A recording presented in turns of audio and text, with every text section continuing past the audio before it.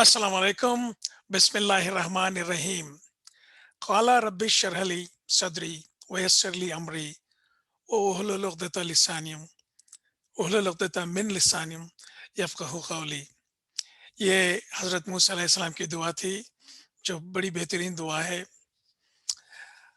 आप सबसे इस वक्त मैं कुछ सवालात करता हूँ कुरान के तर्जुमे के बारे में। जब भी आप कुरान तर्जुमे के साथ पढ़ते हैं, तो कभी आपने सोचा है कि ये गलत तर्जुमा हो सकता है या सही हो सकता है?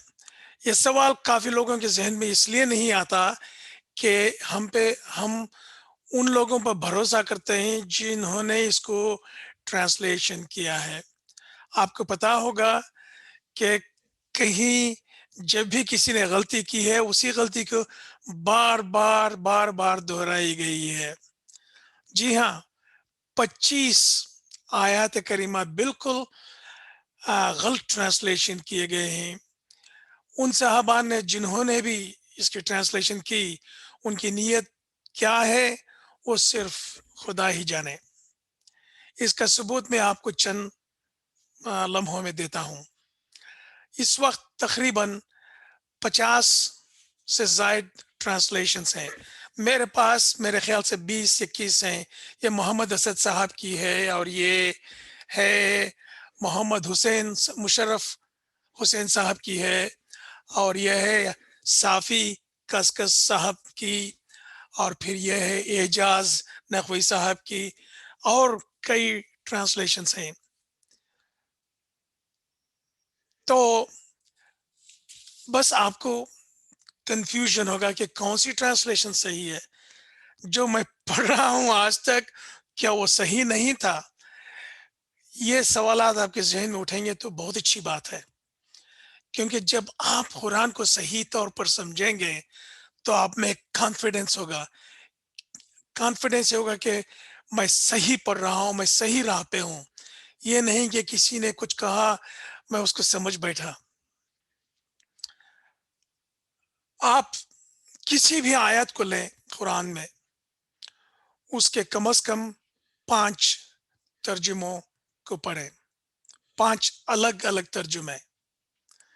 तो आपको खुद पता चल जाएगा कि हर इंसान ने इसको अलग-अलग तरीके से बताया है। तो आपकी समझ में बात आ जाएगी कि कोई बात एग्जैक्टली परफेक्ट नहीं है। अलग-अलग इंटरप्रिटेशंस हैं, ट्रांसलेशंस हैं। तो उसमें से आपको सच खुद को निकालना होगा, क्योंकि हुजूर सल्लल्लाहु अलैहि वसल्लम ने बताया था कि आप खुद ही कुरान पढ़ें और उसको समझें।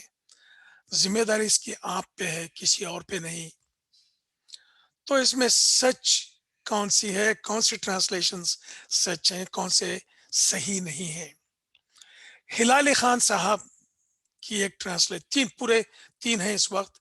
उसमें हिलाल खान साहब का नाम मुझे याद आता है। इन्होंने अच्छी ट्रांसलेशन की है कुरान की, मगर उन्होंने उसमें 25 आयत की ट्रांसलेशन बिल्कुल गलत की है।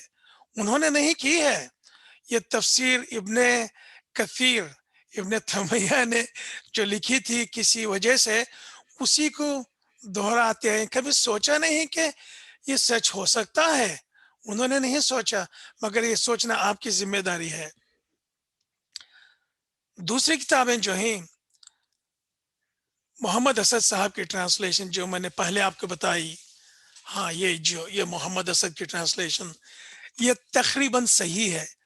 मैं लफ्ज़ तकरीबन इसलिए इस्तेमाल कर रहा हूँ कि उन्होंने भी उसी को दोहराया है जो पहले लिखा गया था, खुसूसन औरतों के आयत के बारे में। उन्होंने ठीक से ट्रांसलेशन नहीं किया है। डॉक्टर अ, नाम भूल रहा हूँ उनका मैं, लाला बख्तियार साहबा ने, उन्होंने इसको ठीक किया है। अगर आप मोहम्मद असद और लाले बख्तियार की ट्रांसलेशन पढ़ेंगे, तो आपको 99% सही तर्जुमे मिल जाएंगे। तो भाई सच क्या है? इसको कैसे पहचाना जा सकता है?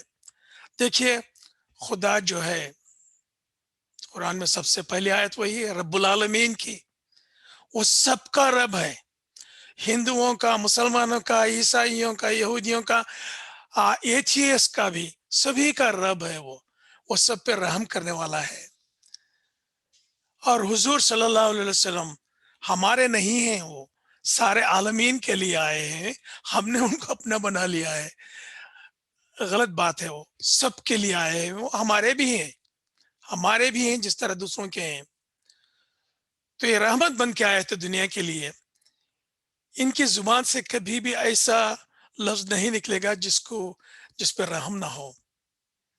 اور کسی بھی آیت، ٹیسٹ کی بات کر رہا ہوں میں، کسی بھی آیت میں اگر کسی انسان کو کم دکھا رہا ہے، اس کو آ، کم سمجھا جا رہا ہے، اس پہ ظلم کی بات ہو رہی ہے، اس پہ زبردستی کی بات ہو رہی ہے، جبر کی بات ہو رہی ہے کہ اس کو کنورٹ کرو، مسلمان بناؤ اس کو، یہ خدا کی بات نہیں ہے، خدا کے لفظ نہیں ہے، نہ ہی یہ حضور صلی اللہ علیہ وسلم نے اس بات کو کہا ہے، بس یہ ٹیسٹ ہے آپ کا۔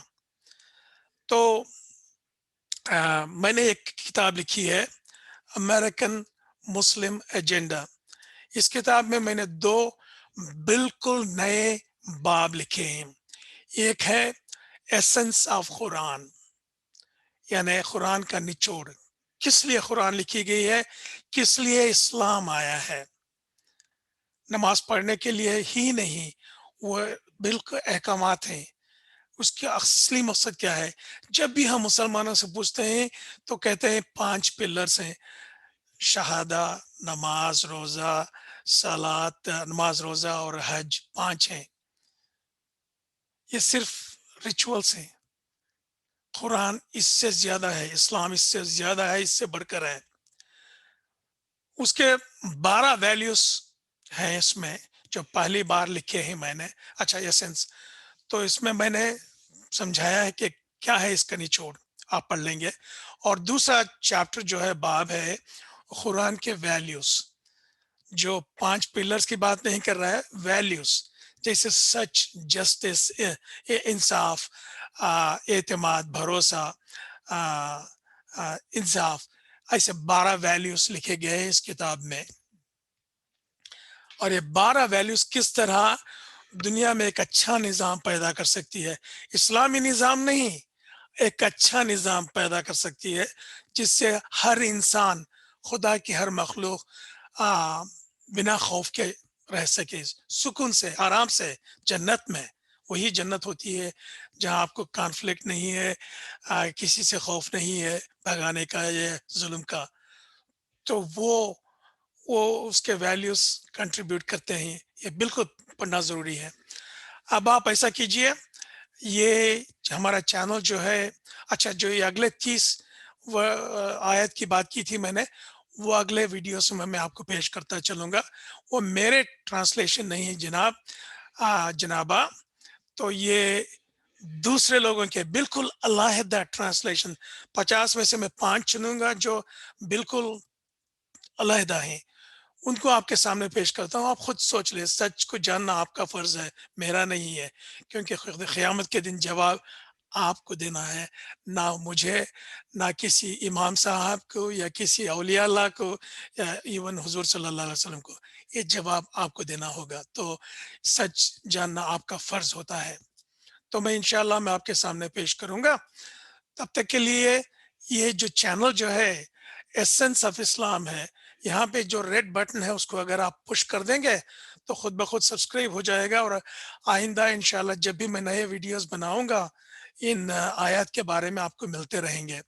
بہت شکریہ، السلام علیکم، خدا حافظ۔